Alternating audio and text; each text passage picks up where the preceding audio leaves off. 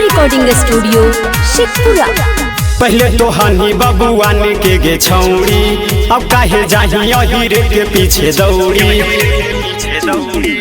पहले तो हनी बबुआन के गे छौड़ी, अब काहे जाही अहिरे के पीछे दौड़ी।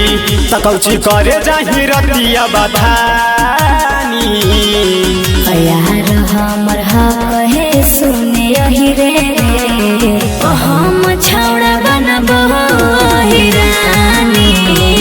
यार हमर कहे सुने अहिरे हम छौड़ा बनबो हिरानी।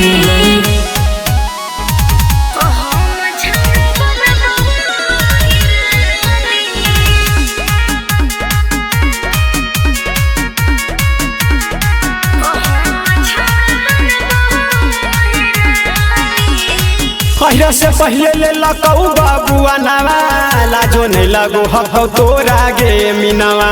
तोरा से सुख जादे दे हिरनवा, ओकर नाम करबे पूरा खजनवा।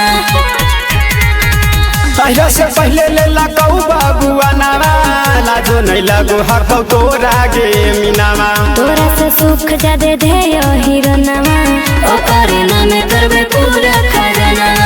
तमाजा मारे जाही रतिया खेरहानी, यार हमर कहे सुने अहिरे हम छौड़ा बनबो हिरानी।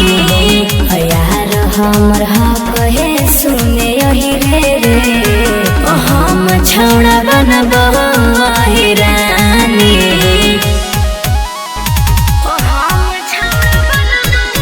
Recording studio Sheikhpura.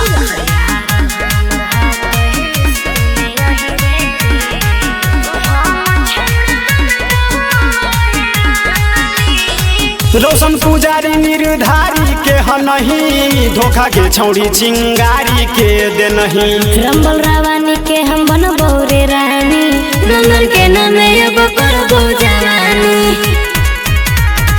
रोशन पुजारी निर्धारी के हनही, धोखा के छौड़ी चिंगारी के दे नहीं। रंबल रावानी के हम बनबो रे रानी, नंदन के नाम एगो करबो जवानी।